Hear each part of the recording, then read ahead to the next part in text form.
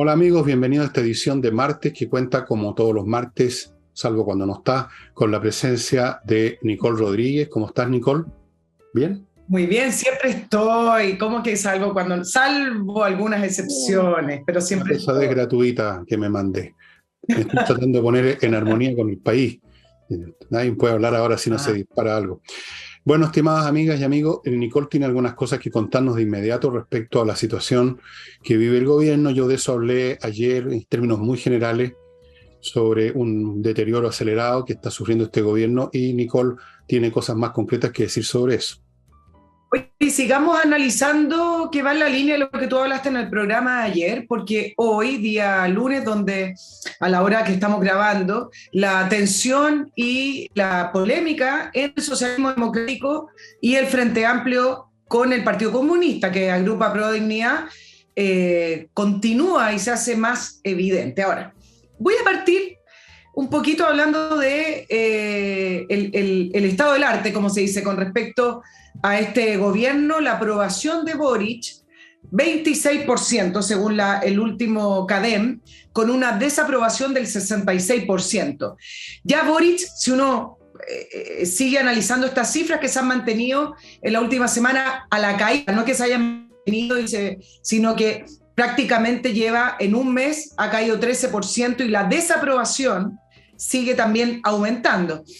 Entonces, si uno analiza la cifra en seco, lo que uno podría decir es que se está quedando al día de hoy prácticamente con su electorado de primera vuelta. Él sacó un 25.83. ¿Qué es lo que hay en ese 25.83 de su primera vuelta? Está el Frente Amplio y también parte del Partido Comunista que no apoyaba a Jadwe, porque nos da para un capítulo aparte, pero también produce ciertos esquemores y ciertas fricciones al interior del Partido Comunista y no todo el mundo sigue a Daniel Jadwe, por lo tanto ahí hay una mezcla. Votos del Partido Comunista que a esta altura, 7 meses del gobierno, ya también lo van a empezar a dejar solo. Entonces, del punto de vista del apoyo ciudadano y del apoyo electoral, si lo queremos poner así, Fernando, este gobierno sigue en caída libre, ellos preocupados de reafirmar su programa y de reiterar que no van a renunciar. Que la gente espera transformaciones, es el relato del gobierno, y que sus transformaciones están en su reforma, cosa que lo podríamos poner desde otro punto de vista. Sus transformaciones estaban en la nueva constitución y la nueva constitución fue rechazada. Ahora, políticamente, aparte del apoyo de estas encuestas o la desaprobación en estas encuestas, ¿qué está pasando? La pugna, el conflicto, la distancia en estas dos coaliciones está siendo prácticamente inmanejable para el presidente Boric. Hoy, de aquellos, porque el socialismo democrático, ¿qué está diciendo en la interna? Esto usted no lo va a leer, pero yo se lo puedo decir por lo que puedo averiguar hoy. Están diciendo que ponen la cara, que pagan las consecuencias, pero que no tienen al final ningún poder, y eso es lo que hemos visto. Las fricciones y la pugna se ven en la prensa, pero al final lo que termina por ganar e instalarse son las ideas del Frente Amplio y del Partido Comunista. ¿Se acuerdan que Boric en un principio hablaba que, en estas entrevistas que dio después del 11 de marzo, hablaba de que esperaba que esto terminara siendo una sola coalición? Eso está muy lejano de concretarse. Incluso cuando se armó a Pro Dignidad con el socialismo democrático para armar el gobierno, ¿te acuerdas, Fernando, que se hablaba de estos anillos concéntricos? Entonces, que estos anillos al final se juntaban en torno al gobierno. Bueno, estos anillos cada vez se distancian más porque un gobierno con poca aprobación, y eso es lo que también uno podría proyectar, si es que las cosas siguen así, se va a quedar solo. ¿Eso qué significa? Que se va a quedar sin el apoyo del socialismo democrático y, ¿por qué no?, sin el apoyo del Partido Comunista, que no significa que salgan del gobierno, porque no lo van a hacer. Ahí está el poder para hacer las transformaciones que ellos quieren, lo que significa que no van a apoyar al presidente Boric. Algo de eso ya se vio el último fin de semana en este cónclave del Partido Comunista que hablamos y lo analizamos, Fernando, con respecto a esta política de masas, de llamar a las masas. Bueno, en ese mismo cónclave se habló de la falta de gestión de este gobierno y ya empezaron a salir las críticas. Entonces, un gobierno con ese nivel de aprobación a 7 meses, Ojo que algunos hablan del desgaste que sufren los gobiernos. Y yo creo que esto no es para reírse porque la realidad del país no da para reírse, pero nadie puede hablar de desgaste a 7 meses de iniciar un gobierno cuando te quedan prácticamente 3 años y medio. Sí se puede hablar de desgaste de una coalición o de un gobierno cuando le queda el último año, el famoso síndrome del pato cojo, pero a 7 meses que hablen en pro de dignidad y del gobierno de desgaste es un chiste de mal gusto. Ahora, tú mencionaste la entrevista del senador Juan Ignacio Latorre, que empeoró aún más las cosas hoy en día, porque él, aparte de lo que hablaba de las transformaciones profundas que tú comentaste, dijo una frase que cayó muy mal en la ex Concertación, en la ex Nueva Mayoría y en el socialismo democrático, que fueron parte de esas coaliciones, porque dijo, no vengan a decirnos cómo gestionar una coalición, entre muchas otras cosas que dijo el senador. Y entonces empieza una serie de polémicas y de frases que se empiezan a responder entre ellos para responderle a Juan Ignacio Latorre con respecto a la coalición que significó la Concertación y en menor medida, mucho menor medida, porque no fue muy exitosa, la Nueva Mayoría, que fue una coalición que levantó Michelle Bachelet con el Partido Comunista. El punto es que desde el socialismo democrático, que siempre esperaron que el gobierno hiciera este giro o este cambio, ya se empiezan a desgastar y ven que este cambio de rumbo no hay. Cónclave de gobierno para limar asperezas. Era este jueves, se postergó para el 6 de noviembre porque no está el horno para bollos, como se dice. No hay horno ni hay bollo, no hay nada. No hay cocina, no hay nada. Bueno, este es un gobierno que se está viniendo abajo simplemente. Por supuesto que esto no es un desgaste, es ridículo. Desgaste suena a algo que está gastado un poquito, pero esto no está gastado, no ha funcionado, se está hundiendo, haciendo agua por todos lados. Eso que llaman la izquierda democrática, otros lo llaman socialdemocracia, no tienen ninguna posibilidad de entrar en círculos concéntricos ni coaliciones de ninguna clase, por 2 razones. Primero, porque no tienen nada que ver ideológicamente con la ultraizquierda o con el Partido Comunista. La izquierda llamada democrática es una izquierda que cree en el sistema neoliberal, aunque no lo digan, que cree en el capitalismo, la libre empresa, la vieron funcionar durante la Concertación, incluso profitaron de eso muchos de ellos, vieron que el país crecía, su socialismo o su izquierdismo está en otros vectores, no están en el lado del modelo que estos otros quieren derribar. No puede haber entonces ninguna coalición. Son prácticamente polos opuestos, por mucho que los dos se digan de izquierda. Esa es una razón. Y la otra es que nadie es tan huevón de embarcarse en el Titanic. Este es un barco que se hunde y uno no se embarca si te dicen, oiga, jefe, este barco en 2 días va a chocar con un iceberg y se va a hundir. Mejor no me subo entonces. No se van a subir a un gobierno que ven que se está derrumbando en todos los planos. Se está derrumbando su apoyo ciudadano, que fue muy fantasmagórico. Si la suma total de votantes que lo sacó en la segunda vuelta no tiene nada que ver con el apoyo ciudadano. Se sumó un montón de gente por otras razones, lo expliqué ayer, creo. Esa es una cosa. Así es que no va a haber ninguna coalición. Este gobierno se va a quedar con más o menos 1/4 de la población de Chile, que está conformada por la suma de los comunistas, el Frente Amplio, los jóvenes que se votaron a revolucionarios de todas las clases sociales, sectores poblacionales, en fin, ahí podría ser que 20-25%, que representa un Chile que a su vez no tiene nada que ver con el otro Chile.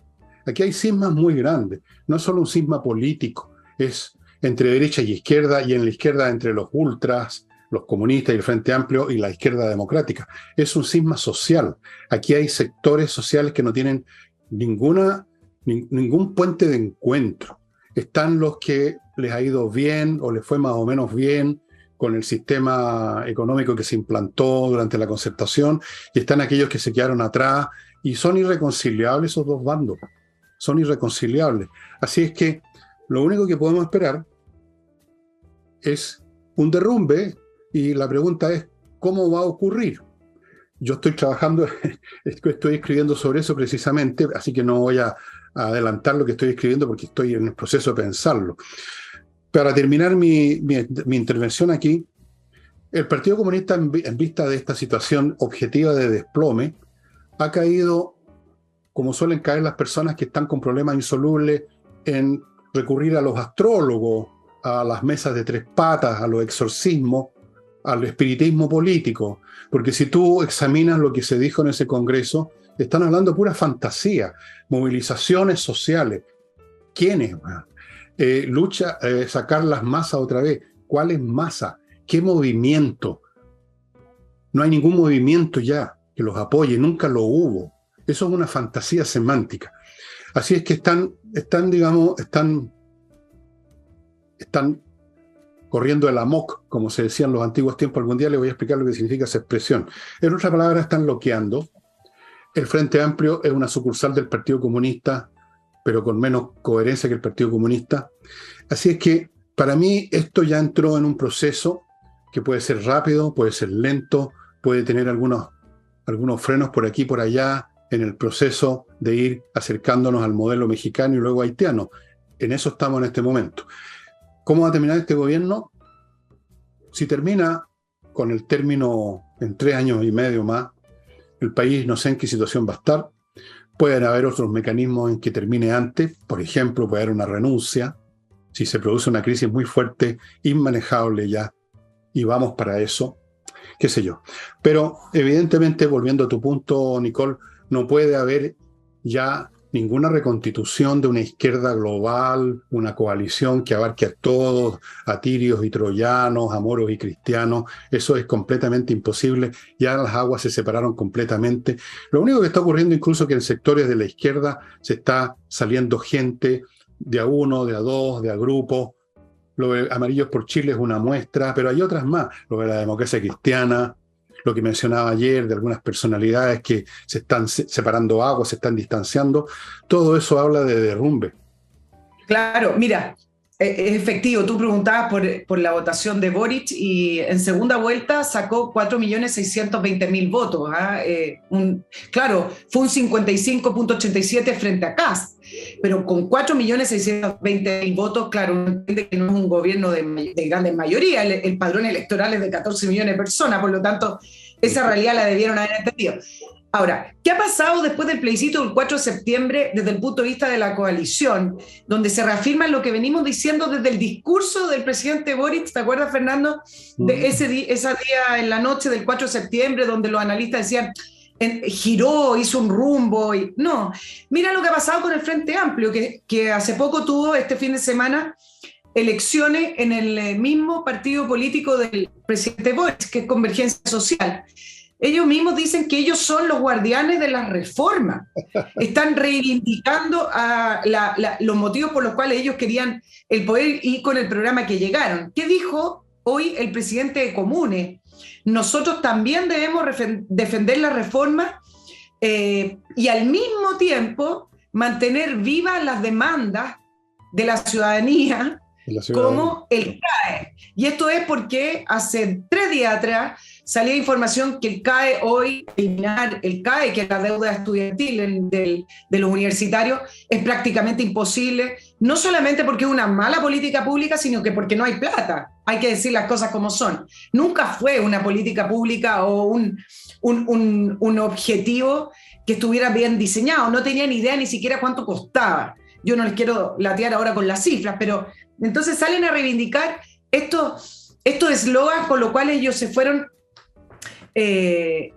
erigiendo, se fueron transformando en personas de poder o que les dieron el poder. Ahora, mira la confusión, y acá me quedo a propósito de la fantasía semántica, y te quiero comentar lo que dijo hoy el senador Lagos Vélez, porque uno entendería que entre toda esta confusión, estas personas, como el senador Lagos Vélez, que lleva toda su vida en la política, que tiene experiencia, que tuvo en la concertación, etcétera, cuando ponen la pelota al piso, tienen clara la película.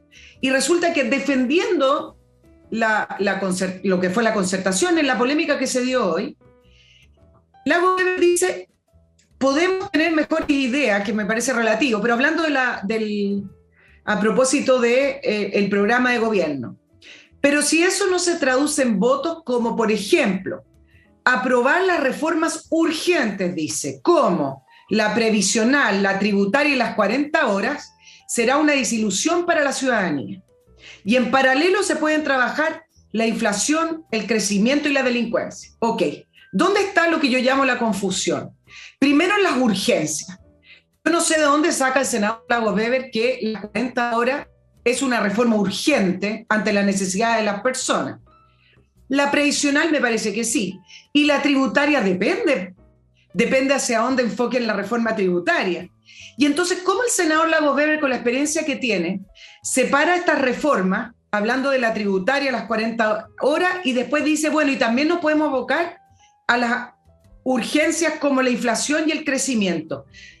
La inflación y el crecimiento se ven afectados por las 40 horas y la reforma tributaria. No son mundos paralelos.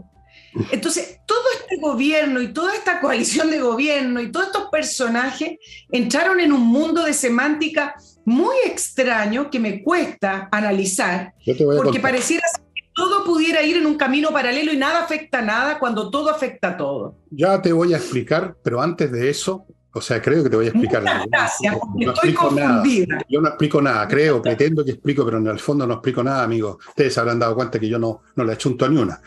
Antes de entrar en materia, les quiero recordar, amigos, una cosa, que este jueves hay tablao flamenco, como es costumbre, en la Casa del Jamón.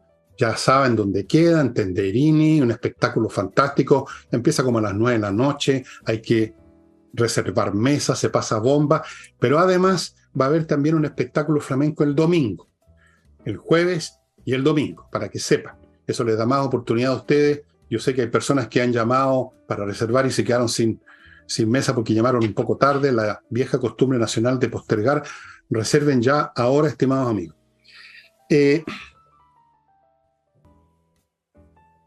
voy a explicar, o sea, no sé, te voy a explicar, pues te voy a ilustrar más bien. Yo te voy a contar una pequeña historia okay, para ti y para todos. En el año 72 o 73, cuando ya el gobierno de Allende estaba haciendo agua por todos lados y no había día en que no ocurría algo, yo era allendista en esa época, que era como una patada en la guata, otra marcha, otra protesta. La escena era muy angustioso. Tú no habías nacido todavía, te puedo decir que era muy angustioso. ¿Y sabes tú qué es lo que hacía la UP y los que éramos parte de eso y veíamos venir el desastre que ocurrió? Nos convocaban a marchas y salíamos a marchas, a grandes concentraciones, y ahí todos juntitos nos sentíamos calentitos emocionalmente, ahí nos sentíamos fuertes porque habíamos mucha gente ocupando la calle y caminando de un lugar a otro, como si el trasladarse por el espacio cambiara algo. Y yo puedo entender, por lo tanto, el tipo de reacciones psicológicas que se producen cuando tú ves que se te va cerrando el escenario por todas partes. Entonces, no me extraña que también el Frente Amplio se haya sumado. Nunca han sido además muy inteligentes los miembros de ese grupo. Es un contingente humano que uno los mira y se ve que vienen del mismo pool de clase, étnico, educacional, son ahí nomás. Entonces, nada raro. En cuanto a Lagos Weber, y tú dices la experiencia. Mira, eso de la experiencia, no sé, pues, es como cuando hay un accidente de aviación y dicen, oye, pero el piloto era muy experimentado. Sí, era experimentado en volar, no en chocar, porque uno choca una sola vez con los aviones y no hay ninguna experiencia de eso. La gente experimentada es experimentada en las rutinas, pero es en tiempos como estos, especiales, donde esa gente, entre comillas, experimentada, dan la hora, porque no tenían experiencia, primero, de estos tiempos nuevos, y segundo, la experiencia que tenían, precisamente porque era de tiempos tranquilos, los incapacita para afrontar las novedades, Nicole. Los incapacita absolutamente. No hay nada peor que la persona experimentada ante una situación nueva. O como dicen los militares todavía, tal país se preparó para la guerra anterior. ¿Me entiendes? Entonces, Lagos Weber es un político, tampoco es un hombre, digamos, que enceguezca por su inteligencia, es un hombre bien normal nomás, y tiene una experiencia de concertación, una experiencia de tiempos tranquilos. Él está tan desbalanceado como cualquier cabrito del Frente Amplio o como la gente del Partido Comunista, y por eso que hizo esa inversión absurda que tú has puesto el dedo en la llaga y ha mencionado cosas que son contradictorias entre sí, que no pegan unas con otras, como pedir semana y 40 horas y por otro lado preocuparse del desarrollo económico. Así es que es otra muestra más del desastre que se les viene encima y que se expresa en estos arrebatos de espiritismo político, errores, fantasías, palabrerío y cantinfleo. Y dicho eso, mi primer bloque, amigos, perdonen, Nicole después tiene todo el tiempo del mundo. Be-Lite, el desinfectante, estimado amigo, que usted puede usar encima suyo, no le pasa nada. Un desinfectante que destruye todos los virus, las bacterias, lo que esté en el aire, usted lo vaporiza y Liz Taylor, pero además este producto tiene la gracia que no le hace nada a usted, no le molesta, no le irrita la vista, no tiene que salir arrancando. Usted lo he hecho delante de usted tantas veces. Me quedo muy lejos. El frasco con el vaporizador lo he echado aquí mismo, no pasa nada. Está hecho con la electrólisis del agua, su componente activo es una molécula que está en nuestro cuerpo, por lo tanto no nos puede hacer daño. Be-Lite, acostúmbrese a tener siempre en la casa este tipo de producto en estos tiempos que vivimos. Continúo con Actualiza tu Reglamento, un sitio en la red, actualizaturreglamento.cl, donde un grupo de profesionales se encarga de poner el reglamento de su edificio condominio al día en relación con la nueva ley que rige sobre esta materia. Hágalo ya, no es sencillo, no lo puede hacer usted solito, póngase en manos de estos profesionales y respire en paz con su edificio o su condominio. Continúo con Invierta en USA, la empresa chilena norteamericana que lo hace todo por usted. Usted lo único que hace es poner la plata. Ellos le ofrecen miles de franquicias, cientos de oportunidades inmobiliarias, le abren cuenta corriente en bancos norteamericanos, le consiguen crédito, le pueden conseguir viceresidencia, lo ayudan a formar sociedades comerciales en Estados Unidos. El paquete completo en inviertanusa.cl. Continúo con un evento que va a ser este 8 de noviembre en el Teatro Nescafé de las Artes. Un famoso bandoneonista, toca el bandoneón, te ubican, don Rodolfo Mederos, un gran heredero de Astor Piazzolla, me dicen. O sea, estamos hablando de un grande de la música argentina. Va a estar en el Teatro Nescafé de las Artes este 8 de noviembre. Ya se están comprando las entradas, me dijeron. Entradas se compran en Ticketek. Usted sabe cuál es ese sistema. Ahí. Y continúo con miclimo.com, que le instala la mejor climatización para su casa, su oficina. Ya le he explicado cómo son estos aparatos, los premios que ha ganado la empresa. Que usted entre en el siglo XXI en materia de climatización, como yo entré ya hace rato y por eso me ven tan forongo. Claro que no hace frío de todas maneras. Aquí me ven con esta camisita cuadrito y así. Esta es una de mis camisas más finas. Y es casi 15 años nomás. Está impecable. Ya, Nicole. Solo un comentario para terminar con respecto al Frente Amplio y decir lo siguiente, un comentario pequeño. Hubo elecciones el fin de semana de Convergencia Social, como les decía el partido político del presidente, donde salió el diputado Diego Ibáñez. Votaron 7.000, un poquito más, personas de un padrón de 37.000. Quiero hacer el paralelo con Evópoli, porque Evópoli también tuvo elecciones, tienen una cantidad de afiliados alrededor de 17.500, pero votaron 1.200 personas.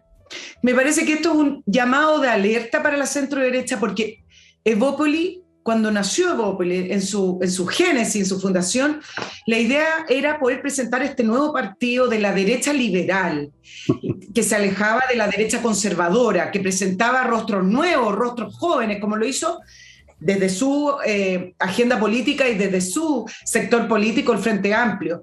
Entonces, acá uno ve la escasa participación comparando entre Evópoli y Convergencia Social y el trabajo que deben hacer las universidades.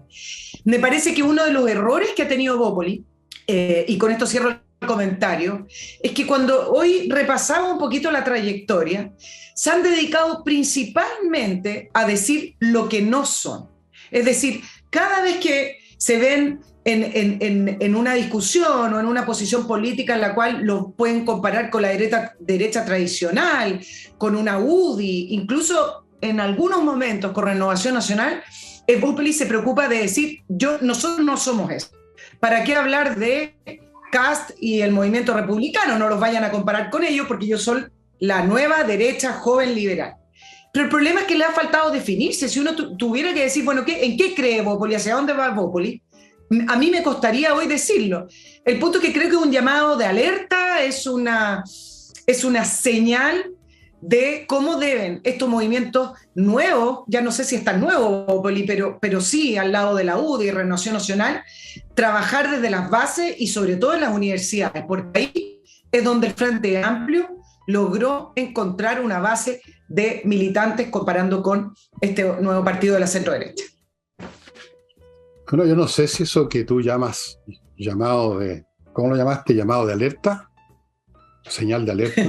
Yo lo llamaría un responso más bien, porque Bópoli no es nada.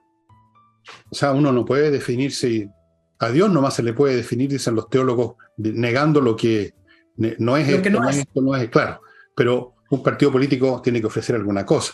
Los del Frente Amplio ofrecieron puras tonterías, pero ofrecieron algo, al final de cuentas, y los jóvenes están siempre prestos a escuchar cualquier cosa, se sumaron. Pero ¿qué ofreció Bópoli, salvo los rostros nuevos, como si los rostros nuevos fueran en sí mismos a cambiar las cosas? Sí, hemos visto ya en los últimos años, hemos visto montones de rostros nuevos y en el fondo son los mismos rostros de siempre. Es como que los antiguos políticos se hubieran hecho una operación estética, porque es lo mismo, son las mismas ideas, las mismas frases, las mismas posturas, el mismo color de piel, los mismos bigotitos, la misma barbita, la misma cosa, los mismos caballeros. Nada, Bópoli no ha ofrecido nada y por lo tanto no entusiasma a nadie y por eso va a ver 17.000, fueron 1.200, menos del 10% de su membresía fue a votar. ¿Por qué habrían de ir a votar? ¿A votar qué?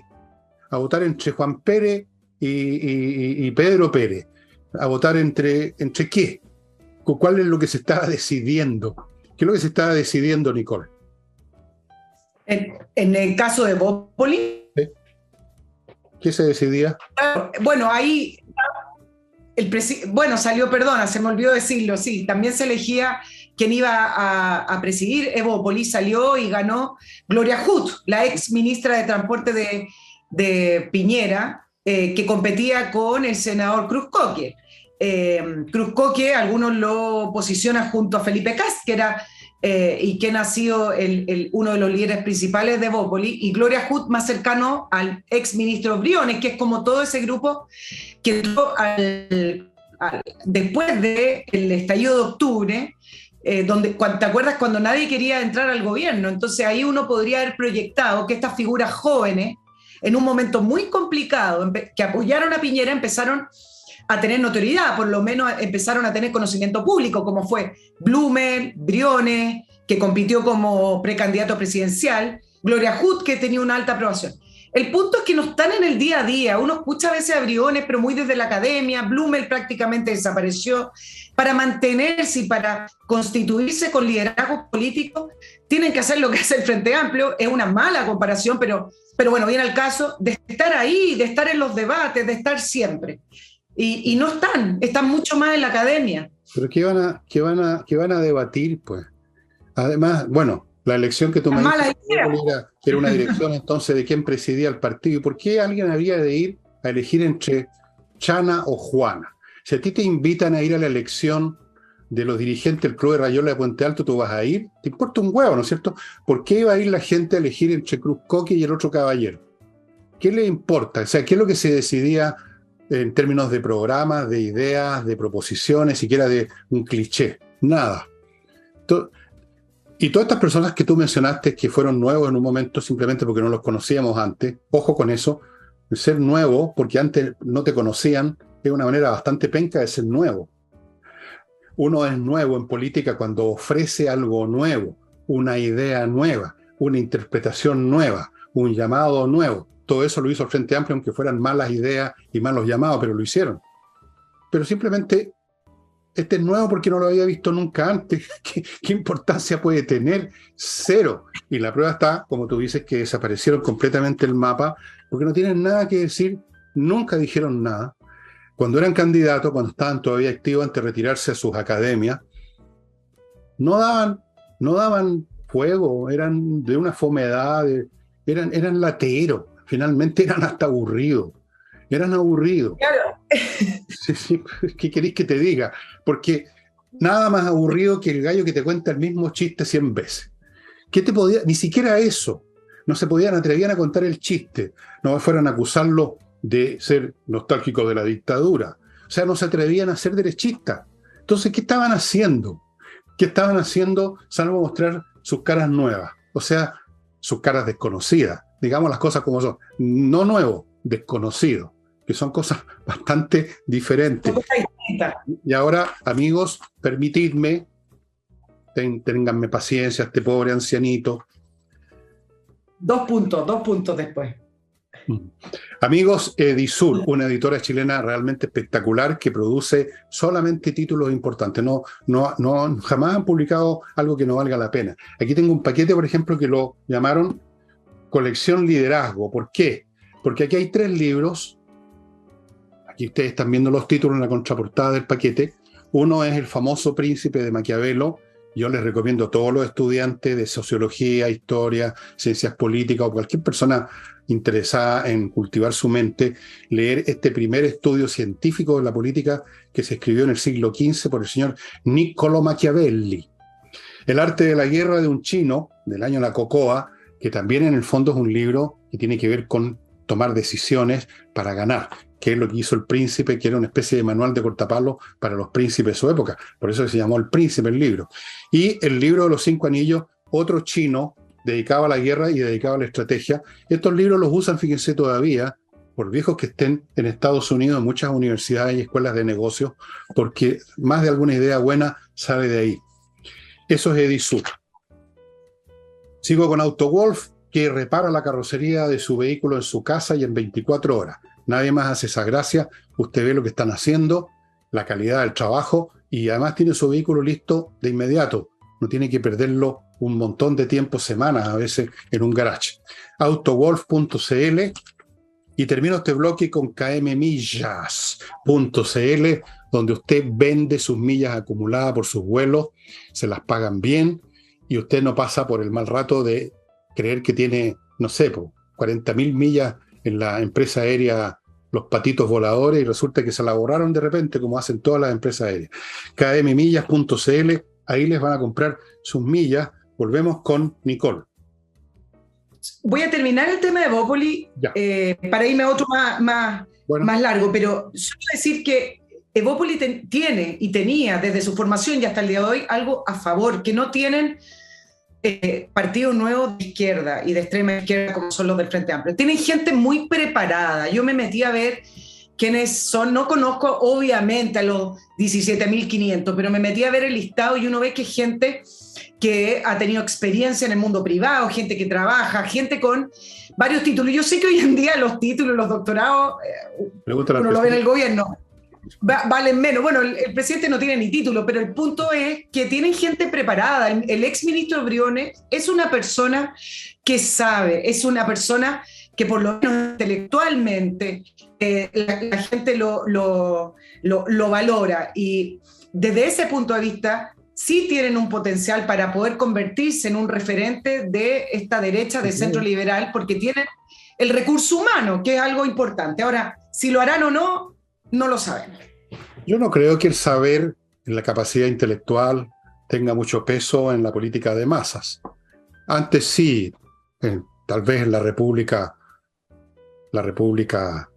parlamentaria, cuando la política era un asunto de club, incluso ahí, y yo le digo que he estudiado mucho la política británica del siglo XIX, aún ahí los intelectos superiores no eran necesariamente los que le iba mejor. En política es la popularidad, y la popularidad tiene que ver con que la persona diga lo que tú piensas, y lo que tú piensas o lo que piensa la masa no es precisamente un rapto de genio normalmente. Entonces, esta preparación, además, ¿preparación en qué? ¿Sí? Un político tiene que ser preparado en hacer política, y eso significa en decir promesa, en darle la mano a doña Juanita, en estar sonriendo. Esa es la preparación de los políticos. La preparación académica no sirve de nada. ¿Cuál preparación académica tiene el presidente Boric?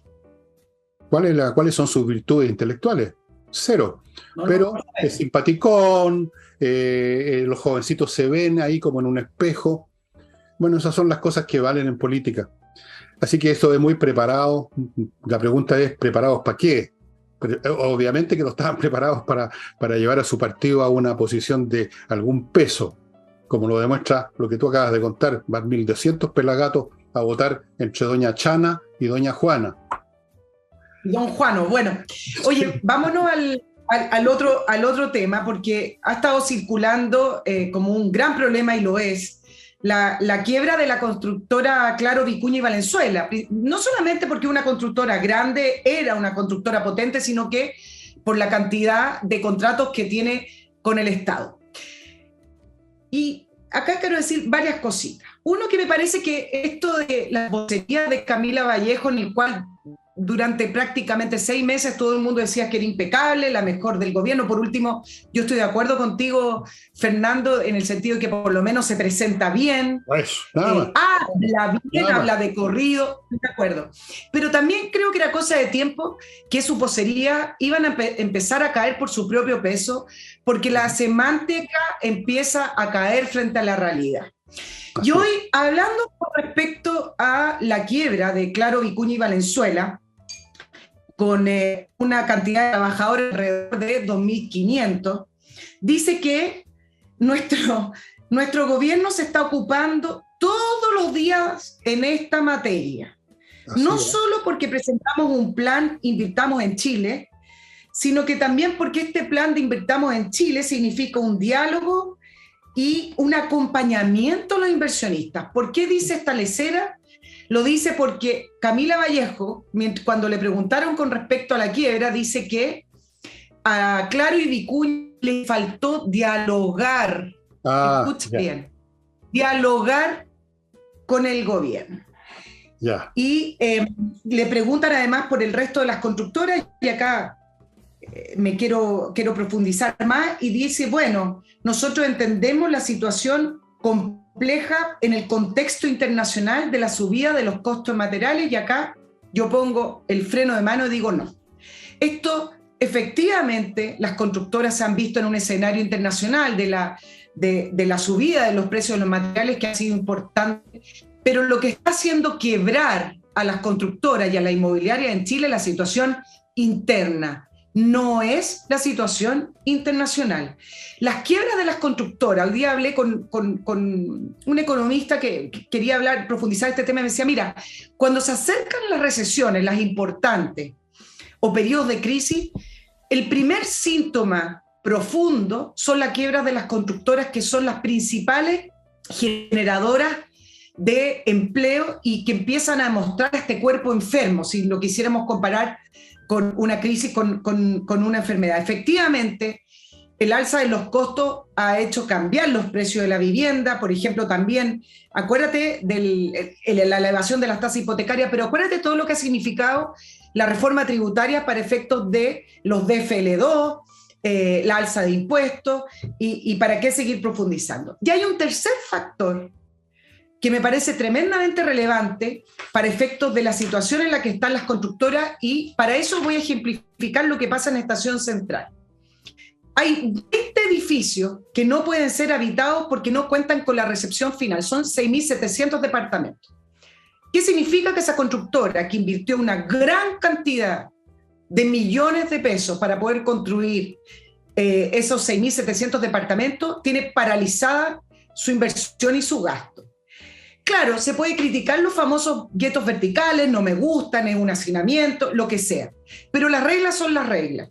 Y en Estación Central les habían dado permiso a esa constructora para construir lo que construyeron. ¿Qué es lo que dice el alcalde del Frente Amplio, el alcalde Muñoz, de por qué no le da la recepción final?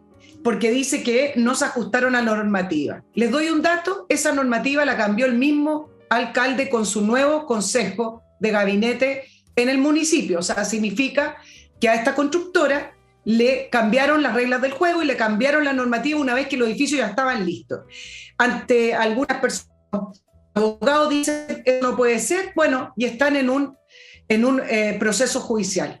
Pero ahí tienen parado a una constructora que, si no le recepcionan esos departamentos, ¿cómo quieren que se salven? Eso es un ejemplo.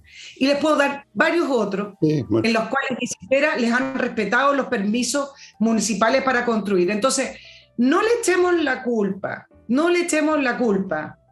a la elevación o el alza de los precios de los materiales, porque eso sería un solo síntoma, que las cosas estén más caras, no que quiebren las constructoras. Bueno, es un buen ejemplo ese porque un tipo del Frente Amplio, otros que también son probablemente progresistas, le pusieron tantos problemas a una empresa en el sur, eólica, entiendo, que tenía una importante relación con esto del hidrógeno verde, que la empresa se retiró. Vamos a ver, y estamos viendo en todo orden de cosas, la acción bastante estúpida de gente ignorante. El buenismo multiplicado por la estupidez produce un resultado espantoso. En un caso es un alcalde, en otro caso un congresal que vocifera en la sala mientras se discute lo de los impuestos, que aquí vienen las empresas a robarnos las riquezas nacionales. En otro momento el propio presidente hablando de cosas parecidas, nada menos que en las Naciones Unidas. Tenemos un personal de izquierda, pero de izquierda ya de última generación, llamemos, o más bien dicho, de última degeneración mental, que está haciendo lo suyo, que es arruinar el país, pues. ¿Sí? Ellos no saben cómo son las cosas. Este señor alcalde privilegió el tema de lo feo que son esos edificios, o que los yetos urbanos y toda esa chacharacha. No sé si le habrán preguntado a la gente que estaba dispuesta a comprar esos departamentos y que seguramente iban a vivir en mejores condiciones que antes. No creo que les hayan preguntado a ellos, sino que impusieron sobre esto un cliché, no sé si ambientalista, ecológico, estético, urbanístico, qué, y para ellos ese tipo de abstracciones son más importantes que la realidad de cómo funciona una sociedad, cómo funcionan las inversiones, cómo funciona la economía. Vayan a darle explicaciones a la gente que se quedó cesante en la constructora, por ejemplo. Vayan a darle explicaciones a todas las medidas que tomaron, incluso antes que fueran gobierno, que llevaron a la subida brutal de las tasas hipotecarias. Por eso se cerró el mercado. Si esa es la base de la cuestión. No hay mercado, la gente no está comprando. Simplemente porque los créditos hipotecarios son muy caros. Muy caros. ¿Y por qué son muy caros? Bueno, vayamos para atrás y veamos qué medidas se tomaron que terminaron en eso. Y cada vez que tú investigas y sigues el hilo, como en una investigación criminal, sigues a dónde está el principio del mal, te vas a topar con estos... Bueno, por algo, alguien cuando esto empezó dijo, esta es la revolución de los tarados. ¿Qué quieren que les diga? Si ahí están las decisiones, ahí están las... Puta, basta con escuchar, perdónenme, pero basta con escuchar al presidente de la República lo que dijo en las Naciones Unidas. Basta con escuchar a su embajador en España, un país europeo, lo que dijo sobre la desigualdad y todas esas cosas. Viven en un mundo fantasía y llegaron al poder y están destruyendo la realidad, porque la fantasía y la realidad son cosas que jamás coinciden, estimados amigos. Cuando uno quiere mover las cosas en esta vida, incluso en el ámbito privado de uno, cuando uno quiere tomar determinaciones sobre la base fantasía, todo termina muy mal, pero recontra mal. Y antes que Nicole nos cuente sobre los 2 puntos que tiene ahora,